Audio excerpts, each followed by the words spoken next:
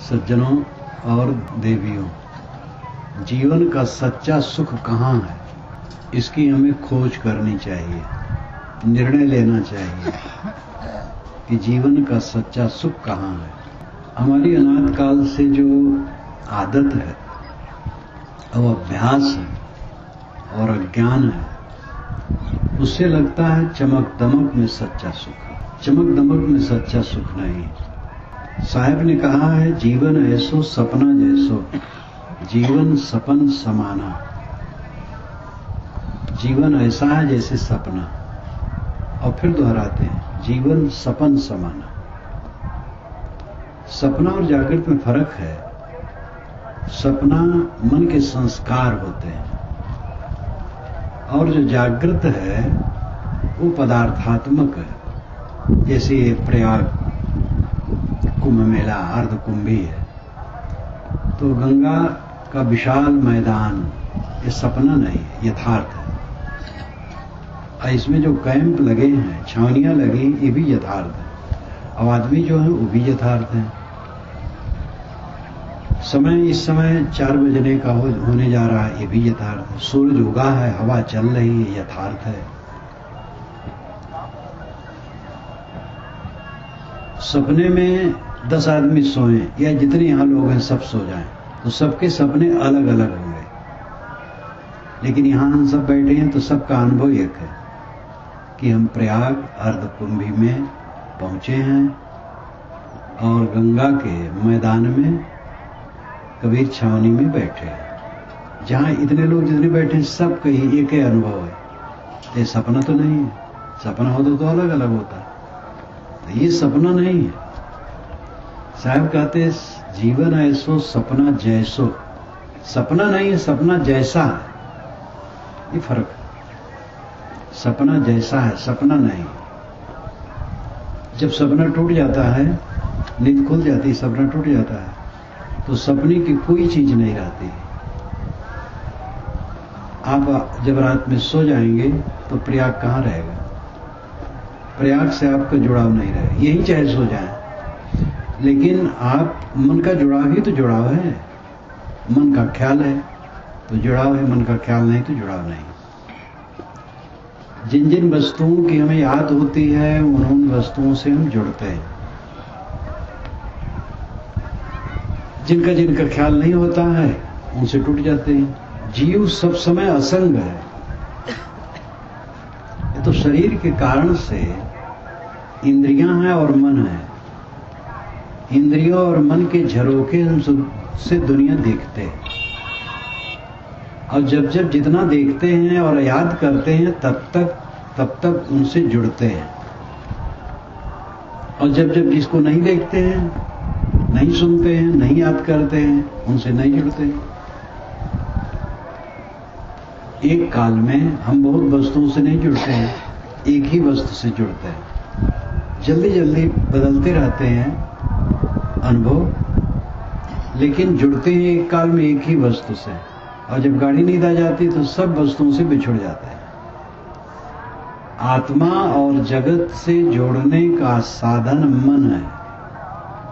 मन से हम जुड़ते हैं। जागृत अवस्था में जिस चीज की याद नहीं रहती है उससे हम बिल्कुल अलग रहते हैं। गाढ़ी नींद में पूरे संसार से अलग हो जाते हैं। सपने में जागृत के अध्यासों के निकट होते हैं और बदलते रहते हैं। इस प्रकार एक नाटक जैसा जीव के सामने चलता है। ये सपना जैसा है। सपना नहीं है, सपना जैसा है, और ये खो जाने वाला है।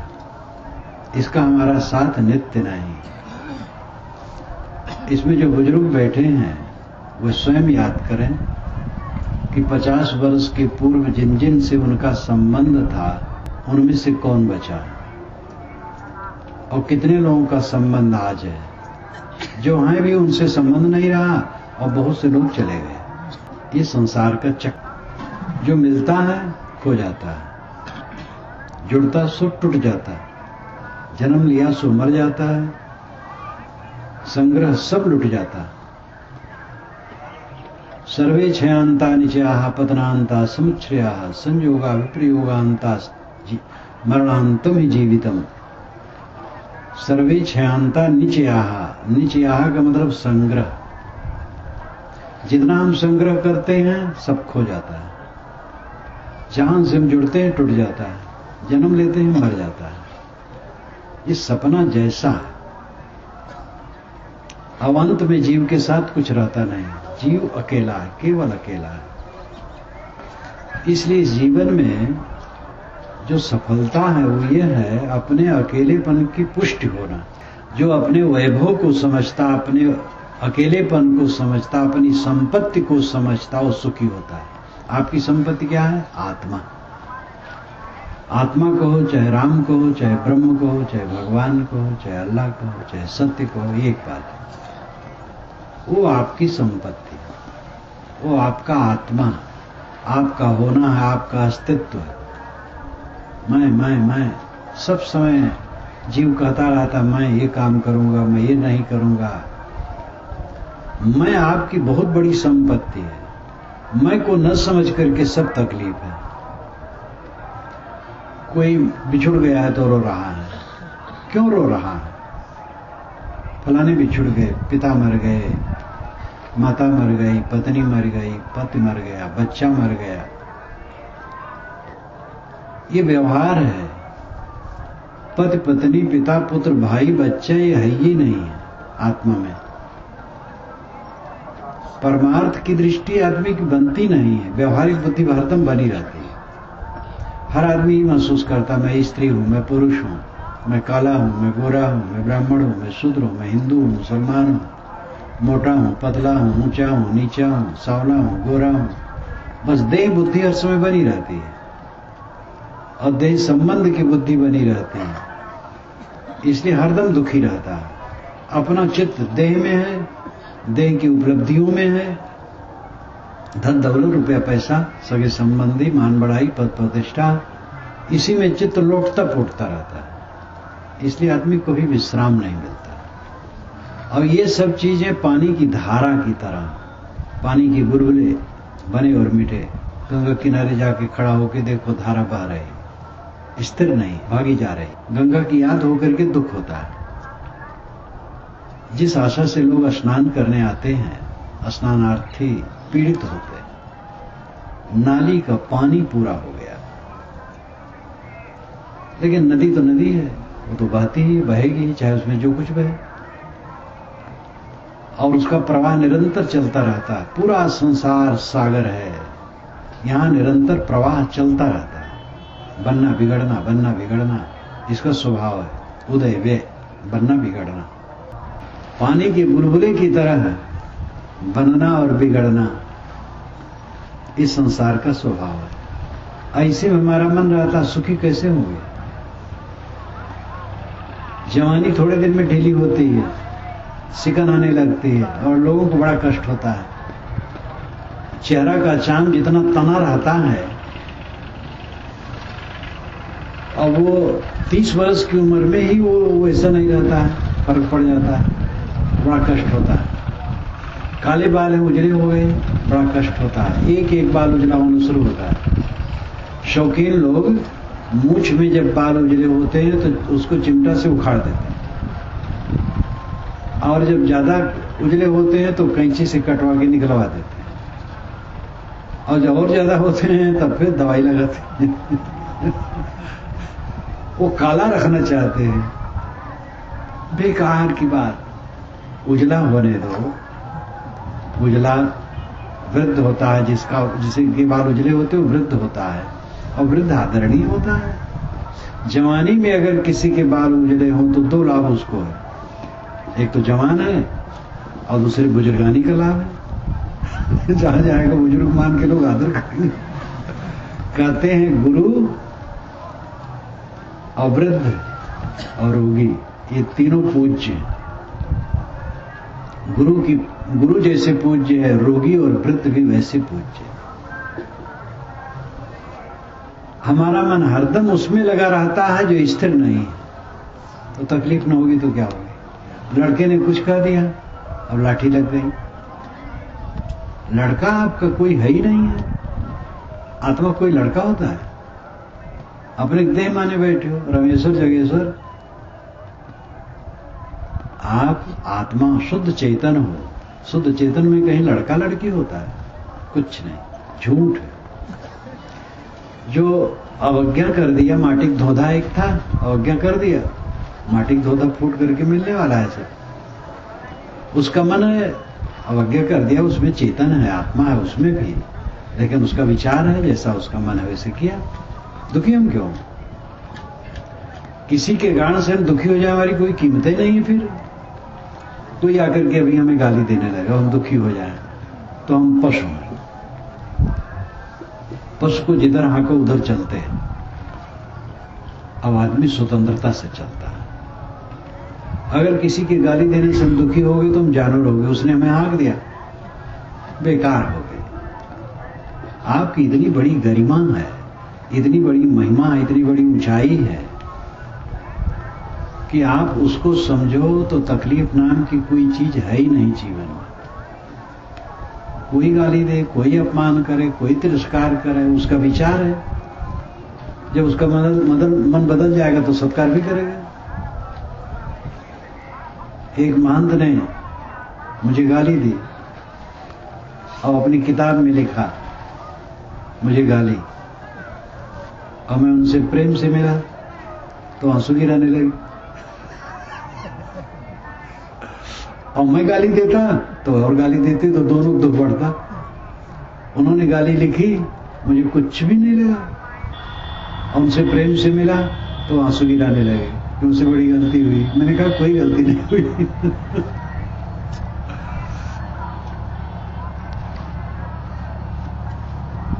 आपके अंदर में सुख का सागर लहराता है। सबके अंदर में अमृत है। अपने अमृत को लोग जानते नहीं, इसलिए सब दुखी। पहले ये समझो कि आप देह नहीं हो, आप शुद्ध चेतन आत्मा हो, और अजर अमर है, नित्य है, शुद्ध बुद्ध है। याको माँ ने याको बापा, यह तो स्वतः आप ही आपा। इसकी न माँ है न इसका बाप है, यह स्वतः अपने आप है।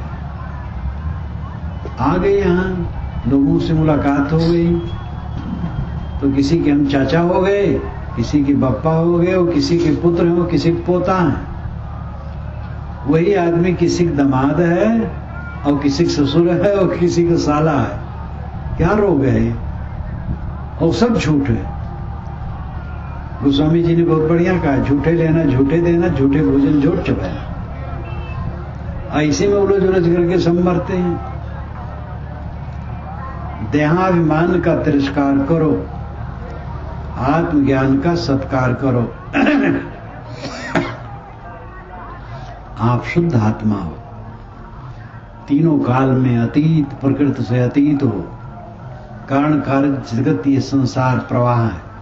मिट्टी पानी आगा एक कारण है। घर घड़ा, वस्त्र, मशीन, शरीर, पर्वत, पेड़ पौधे, बादल, वर्षा, ये सब कार्य पदार्थ है। कारण और कार्य का प्रवाह निरंतर चलता है, उसमें मेरा कुछ भी नहीं। मेरा शरीर भी उसी कार्य में है। इसको और ठीक से समझ ले। जैसे कुम्हार है, तो कुम्हार के दरवाजे पर 50 टन मिट्टी पड़ी है। वो खोद करके अच्छी जगह से लाया अनुकूल मिट्टी को, जिसे बर्तन बना सके, रखे, साल भर उसमें से बनाता है। उसी मिट्टी में से वो घड़ा बनाता है, हौदा बनाता है, कोसा बनाता है, परई बनाता है, दिया बनाता है, लोटा जैसा बनाता है, सनेकी बनाता है, बहुत कुछ बनाता है। तो वो सब कार्य है और मिट्टी कारण है। और एक उदाहरण है, सोना है।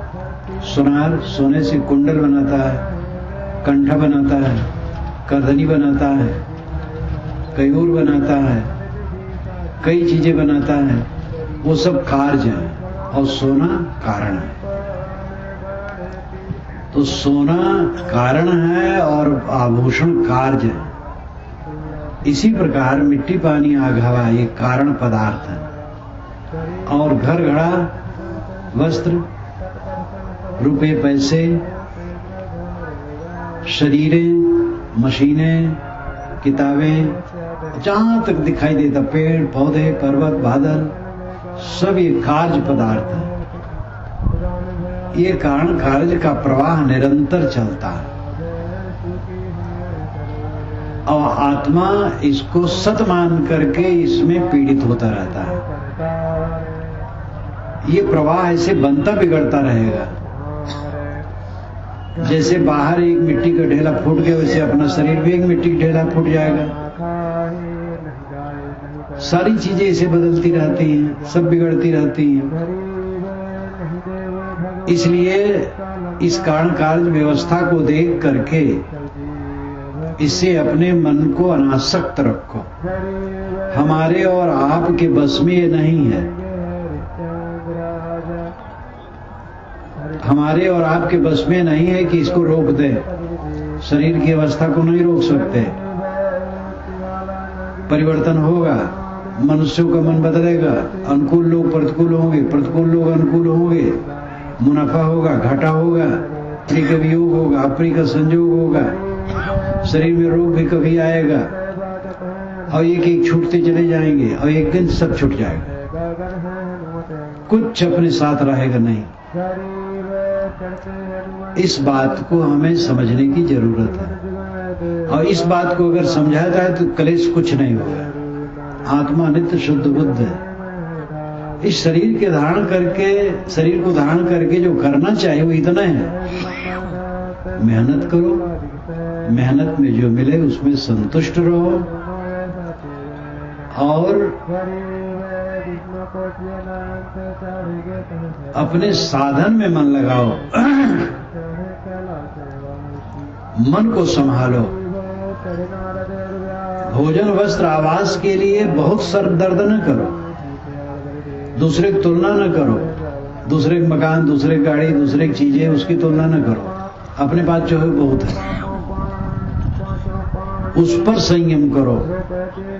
अपने मन पर, अपनी वाणी पर, अपनी इंद्रियों पर। राग ठाट देह के राग ठाट, गुजर बसर के राग ठाट इसको न बढ़ाओ। इसको काम भर का हो जाए बस। भोजन मिल गया, कपड़ा मिल गया, रहने की जगह मिल गई, बस काफी है।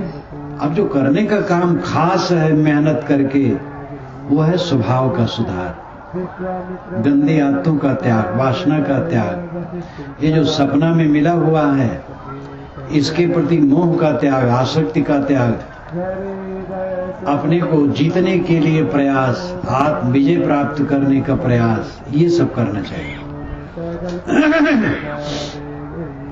आदमी यही काम नहीं करता है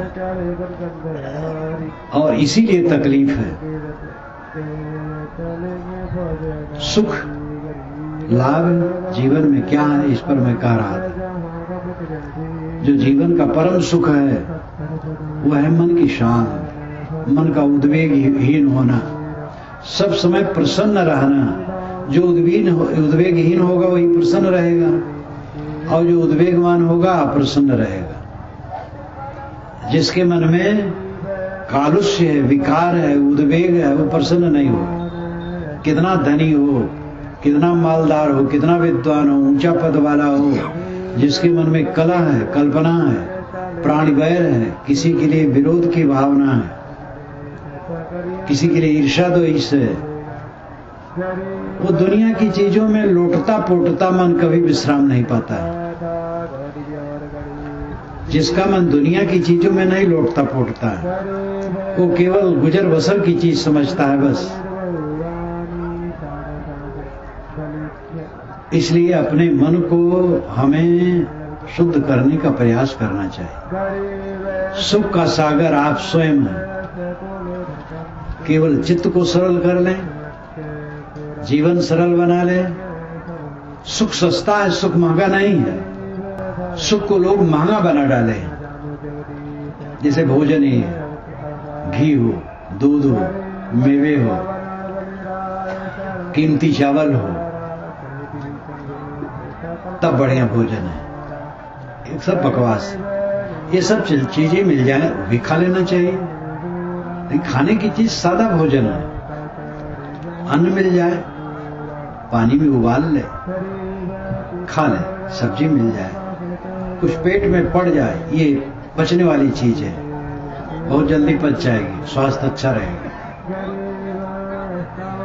सादा भोजन, सादा जीवन, सादा वस्त्र, सादा रहन सहन, थोड़े में गुजर और चित्त प्रसन्न रखना, कितना सस्ता सुख है। और जहां आप तुलना में पड़े फिर सुखी नहीं रहेंगे। दूसरे मकान, दूसरे गाड़ी, दूसरे घोड़ा, दूसरे पद, दूसरे की प्रतिष्ठा, दूसरे की विद्वता, दूसरे की योग्यता, जहां ज्यादा देखे दूसरे का फिर विश्राम नहीं मिलेगा। अपने को देखो, सच्चा सुख हमारे और आप में मौजूद है, उसको समझना है, उसका जीवन में उद्घाटन करना। जो इस चीज को समझता है वो प्राप्त कर लेता है, क्योंकि बाहर से तो प्राप्त करना नहीं है, काम तो अपना करना है, केवल बुहारना है, कूड़ा कचरा बुहार दो, बस सब सुख उपलब्ध हो गया। बाहर से प्राप्त करके जब सुख मिलता है तो वो सुख छूट जाता है और उसमें परेशानी भी है। और जो सुख अपने ही में है, जो सुख अपने ही में, तो उसमें पाना कहाँ है? तो नित्य प्राप्त है। किसी के द्वारा सुख मिलना है तो चला जाएगा, तो सुख हमारा खो जाएगा। देखो मंत्री पद लोगों को मिलता है, कुछ दिन में खो जाता है, तो सुख कहाँ है? कोई भी योग्यता क्षणिक होती है। प्रधानमंत्री पद जो सबसे ऊंचा है बहुत कमजोर है, डगमगाता रहता है, कब खो जाएगा कुछ पता नहीं। कई प्रधानमंत्री दिल्ली में भूतपूर्व प्रधानमंत्री बेचारे बैठे अपने अपने कमरे में, अब उनको आशा नहीं फिर प्रधानमंत्री होंगे। पद झूठा, प्रतिष्ठा झूठी, सारा संबंध झूठा, सब क्षणिक। और इन्हीं क्षणिक पदार्थों में अपना मन लगाए आदमी है, इसलिए वो दुख भोग रहा है। अगर इन क्षणिक पदार्थों में अपना मन न लगाए तो इसको दुख नहीं होगा। अपना मन आत्मा में लगाओ, जो स्थिर है, अजर अमर है, नित्य है, शुद्ध बुद्ध है, मंगलमय है। आप जागृत अवस्था में सबको जानते हैं, स्वप्न अवस्था में सबको जानते हैं, सुसुप्ति अवस्था में नहीं जानने को जानते हैं। तीनों अवस्थाओं में आप ज्ञाता हैं। जागृत अवस्था में आप जो कुछ दिखाई देता सब जानते हैं, सपना में सपना को जानते हैं, और गाढ़ी नींद में नहीं जानने को जानते हैं। जब सो के उठते तो कहते हैं कि मैं ऐसा सुख से सोया कि कुछ नहीं जाना। तो जो जागृत में, स्वप्न में, सुसुप्त में, तीनों अवस्थाओं में जानता है, वो जानने वाला ज्ञाता बोधा साक्षी चैतन्य अपना आत्मा है। और सब में जान जान करके, मिल मिल करके, उलझ उलझ करके दुखी होता है। समझदार का काम है कि जान करके साक्षी रहे, उदासीन रहे, दृष्टा रहे, अनासक्त रहे, निर्मोह रहे। जो जानो, देखो, सुनो, उसमें अपने को मिलाओ ना।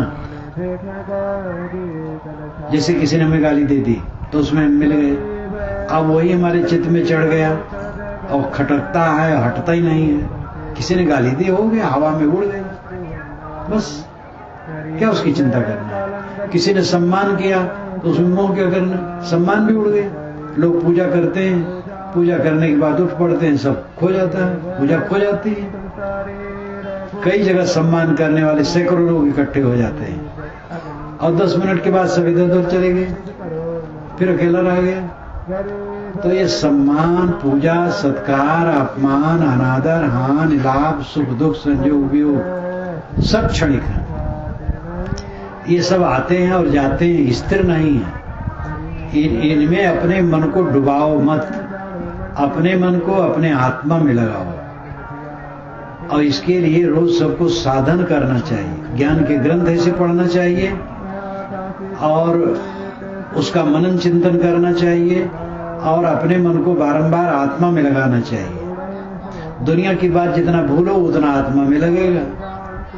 अभ्यास हमारा है दुनिया में डूबते रहना, दुनिया की वस्तुओं में राग करना, आसक्ति करना, हानि लाभ को सोचते रहना, उसी में पिसते रहना।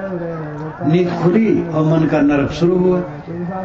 नींद खुलते ही ईर्षा, द्वेष, काम, क्रोध, लोभ, मोह, हान, लाभ, चिंता, फिक्र, इसी में चित्त जलने लगा। तो क्या समझदारी, कैसे सुख शांति मिलेगी? चांदी सोना सुख दे पाएगी? धन दौलत, मान बढ़ाई, पद प्रतिष्ठा है, कहीं सुख दे पाते हैं? ये तो बाहर के लिफाफे हैं, दिखावा। सच्चा सुख है चित्त की शान, चित्त की प्रसन्नता, चित्त का अखंड आनंद। अखंड आनंद प्रसन्नता में संभव है। जब तक चित्त प्रसन्न नहीं होगा, अखंड आनंद नहीं होगा। इसलिए इस पर हमें ध्यान देने की आवश्यकता है। मैंने आपसे शुरू में कहा था कि सच्चा सुख कहाँ है, कहाँ मिलेगा सच्चा सुख? हम समझते सच्चा सुख मिलेगा धन दौलत में, मान बढ़ाई में, पद प्रतिष्ठा में, मित्रों में, प्रेमियों में, अनुगामियों में। भ्रम है, इसमें सच्चा सुख कभी नहीं मिलेगा। बल्कि इन्हीं में सब दुख मिलता है। जो सबसे निकट शरीर है, शरीर से कितना दुख होता है, समय समय से आदमी शरीर से कितना पीड़ित होता है। डॉक्टर शंपूर्णानंद, महान विद्वान, उन्होंने एक बार कहा था, महात्माओं ने ज्यादा दुख का दिया शरीर का, लेकिन जब वो बीमार पड़े, वो राजस्थान के उस समय गवर्नर थे, जब बीमार पड़े, बीमार होकर के काशी में आए, तब उन्होंने कहा कि मैं नरक अभी ही भोगे लेता हूं, अब जन्म नहीं धारण करूंगा। शरीर में नरक है, शरीर धारण करना नरक है। जवान थे, उन्होंने कहा था, ज्ञानी होकर के भी कहा था कि संतों ने व्यर्थ में बहुत दुख कह दिया है कि शरीर में बहुत दुख है। लेकिन जब स्वयं बीमार हुए और बहुत ज्यादा बीमार हुए, तब कहा मैं नरक ही भोग लेता हूं, अब फिर देह नहीं धारण करना। तो समय आता है, शरीर निकम्मा है, मिटेगा, सड़ेगा, गलेगा, बिस्तर पर पड़ेगा। चलते चलते कोई गाड़ी आ जाए, अचानक रगड़ दे तो क्या करेंगे? सुलेमसरा में अभी कुछ दिन के पहले हुआ है, एक नौजवान 30 वर्ष का, वो सड़क पर आ गया, क्रॉस कर रहा था, एक ट्रक आई, उसको पीस करके चली गई, तुरंत वो खत्म हो गया। ऐसा शरीर है, एक टोकरी कचड़ा, कूड़ा कचड़ा। बस शरीर की विशेषता, इसे हम साधन कर सकते हैं, साधना, भजन साधन कर सकते हैं, और इसकी कोई विशेषता नहीं। इसलिए इतना उत्तम मानव शरीर मिला है, इसे साधना करने की चेष्टा करें, अपने मन को संभालें, संयमित करें, एकाग्र करें, आत्मा में बारंबार मन को लगाएं। संसार की सारी चीजें नाशवान है, इस पर इसको याद रखें। जो मिला है बिछुड़ जाएगा। अपमान हुआ है, खत्म हो, अपमान करने वाला चला जाएगा। सम्मान हुआ, सम्मान करने वाला चला जाएगा। कल की परिस्थिति आज नहीं, आज की परिस्थिति कल नहीं रहेगी। जीवन में सब कुछ पानी की बुलबुले की तरह भागता चला जा रहा, मिटता चला जा रहा, तो क्या इसमें तकलीफ मानने की बात है? तो जो हमारे सामने दृश्य प्रपंच है, दिखाई देता है, वो क्षणिक है, वो आने जाने वाला है। उसमें अपने को हम उलझाएं ना, अपने को संभालें। ये दीर्घ दृष्टि जितनी पक्की हो जाएगी, उतना राग और द्वेष मिटता चला जाएगा। और जितना हम संसार की पकड़ में रहेंगे, मोह में, उतना बैर में रहेंगे, कलह में रहेंगे। और राग द्वेष में लगा चित्त कभी विश्राम नहीं पाता। कहीं राग करो तो द्वेष करोगे, मोह करोगे तो बैर करोगे, कलह में पड़ोगे, अशांति बढ़ेगी। इसलिए इन बातों पर हमें ध्यान देने की आवश्यकता। सजगता ही सावधानी है। सब समय सजग रहना ही साधना है, निरंतर सावधान। सड़क में हम चलते हैं, जहां बहुत व्यस्त सड़क होती है, सावधान रहते हैं चारों तरफ। उससे ज्यादा व्यस्त आपके अंदर में है। मन में काल और जाल दोनों की पटरियां जुड़ी हुई हैं, और वहां पर बहुत व्यस्तता है, बहुत खतरा है। मन के अंदर में दुर्घटना न होने पाए। अभी कोई हमें गाली दे दे, हमें बड़ी तकलीफ होगी, लेकिन हमारा मन कुचिंतन करा लिया, उसमें हमें तकलीफ नहीं हुई। मन ने कितना धोखा दिया, कुचिंतन, खराब याद करा दिया, कितना नुकसान हुआ। लेकिन हम अपने मन से प्रेम करते हैं, कुचिंतन से प्रेम करते हैं, और किसी ने कट कह दिया, बस गाल फुला ली। सबसे बड़ा शत्रु हमारे अंदर में बैठा हमें दुख दे रहा है। जो अपने मन को देखेगा, अपने कुचिंतन को मिटाएगा, अपने मन की खतरा को टालेगा, बाहर से कुछ खतरा नहीं। बाहर से हमें कोई तकलीफ दे सकता है, हम तकलीफ मानेंगे नहीं, उसकी समझ उतनी है, उसको लेकर के क्या किया जाए। विवेकवान अपने को निरंतर देखता है, साधक वह जो अपने को देखे, और जो दूसरे को देखता है वो बाधक है। दूसरे देखने वाला दूसरे की बुराई देखना। एक कल्पित कहानी है कि एक आदमी तप कर रहा था, तो ब्रह्मा जी आए और कहे कि मैं तुम पर खुश हूं और तुम क्या चाहते हो, कि महाराज मुझे शांत चाहिए और कोई लौकिक चीज नहीं चाहता। तो उन्होंने झोलियां दी, 2, कई ये दोनों को लटका लो कंधे पर, एक आगे एक पीछे। अपनी झोली आगे रखना, पड़ोसी की झोली पीछे।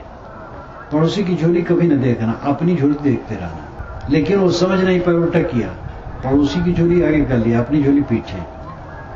अपनी झोली कभी नहीं देखा, पड़ोसी की झोली देखता रहा। फिर अशांत हुआ, फिर साधना की, फिर ब्रह्मा जी आए, क्या चाहिए, कहे महाराज शांत, कहे तुम्हें तो बताया था शांति का रास्ता, कहे महाराज वो किया, कहे क्या किया, कहे अपनी झोली तो पीठ पर रखा, पड़ोसी की झोली सामने, उसी को देखता रहा, कहे तो बहुत उल्टा किया। अपनी झोली सामने रखो, पड़ोसी पीठ पर, पड़ोसी की झोली कभी नहीं देखो, अपनी झोली देखो। एक रूपक है, अपनी झोली है अपना गुणदोष, पड़ोसी की झोली है पड़ोसी का गुणदोष। पड़ोसी का गुणदोष न देखो, अपना गुणदोष देखो। साधक वह है जो अपना दोष देखे, पड़ोसी का नहीं। जो अपना दोष देखता है वो अपने दोष को निकालता। आपकी गोद में एक बिच्छू गिर पड़े ऊपर से, झट से फेंक देंगे। चल रहे, अचानक सांप आ गया, भाग खड़े हुए। भैंसा आ गया, कोई हिंसकी जानवर आ गया, भाग खड़े हुए। लेकिन अपने अंदर में कितने कुचिंतन आते हैं और उससे भाग के नहीं खड़े होते हो। तो शत्रु तो अपने अंदर है, बाहर कहां शत्रु है। बाहर का शत्रु तो दिखावा है, क्षणिक है। अस्थाई शत्रु अपने अंदर है, उसको समझो, उसको मिटाओ। अस्थाई शत्रु अपने मन के विकार है। जो अपने मन के विकार को जितना धोएगा, साफ करेगा, उतना उसका मन निर्मल होगा, उतने उसको शांति मिलेगी। सुख कहां है? अपने अंदर में। और सुख बहुत सस्ता है, बहुत सस्ता। लेकिन हमने सुख को बहुत महंगा बना दिया। कोठी और बंगले, कार, पद, प्रतिष्ठा, खूब पैसा, इसमें हम सपने देखने लगे। ये सपने, इसी में सुख मान लिए। सुख है मन के संयम में। सदा रहे सुख संयम अपने, वसुधा आदि कुमारी। ये सदूर कबीर का वचन है। सदा रहे सुख संयम अपने, वसुधा आदि कुमारी। वसुधा सदा से कुमारी है। वसुधा कहते हैं पृथ्वी को, वसु कहते हैं धन को, धा कहते हैं धारण को। जो धन को धारण करे वो वसुधा पृथ्वी है। पृथ्वी में से अन्न निकलता है, फल निकलता है, तेल, पेट्रोल, कोयला, रतन, धातु, पानी, सब कुछ तो पृथ्वी से निकलता है। इसलिए पृथ्वी वसुधा है। साहब कहते वसुधा तो सदा से कुमारी है, तो किसी की नहीं है। इसको कोई ब्याह नहीं पाया। बड़े बड़े राजे आए और मेरा है राज्य स्थापित किए और मर के उसी में जमीन में समा गए और उनका राज्य नहीं रहा। देखो जब से भारत आजाद हुआ, कितने हमारे मंत्री नाम के राजा आए, ऐसी मिट्टी मिल गई। वसुधा सदैव से कुमारी है। दुनिया की संपत्ति किसी की नहीं है, ये साझी की चीज है। खाओ, भोगो, चलो, गुजर बसर कर लो, साधना करो।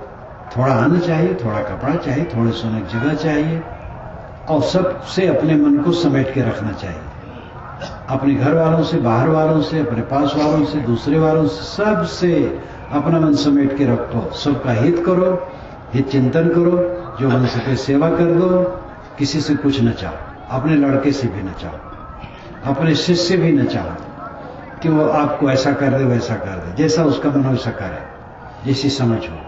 किसी से कुछ न चाहो और दूसरे मन सके सेवा कर दो और मन सरल रखो और थोड़े में गुजर करो और मौत की याद रखो।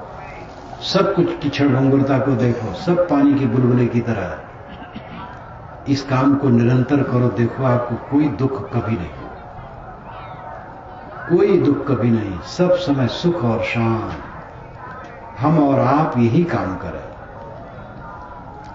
और ये काम करने वाले के लिए रास्ता खुला है। साधुओं की संगत है, गुरु की उपासना है, सदग्रंथों का अध्ययन है, और रोज चित्त दे करके उसमें जम के लगना है। कभी किस बात सुन ले, कभी कहीं ग्रंथ पढ़ लिए, इससे नहीं होने वाला है। जम के करने से होगा। क्या खेती कभी कभी करने से होगा? जम करके खेती करने से होगा। दुकान पर कोई 1 घंटा बैठे और 4 घंटा न बैठे तो कोई दुकान चलेगी? कोई काम करो समर्पित होके करो, तब सफलता होती है। इस आध्यात्मिक काम में समर्पित होके लगे, अपना उद्धार करें। सच्चा सुख सबके अंदर में है, और इन्हीं साधनों से वो संपन्न होगा। वो है ही, मिलना नहीं है, है ही। बस पर्दा हटे, अज्ञान मिटे और इस साधना में डटे तो सच्चा सुख सब समय के लिए मिलता रहेगा। बोलिए सद्गुरुदेव की जय।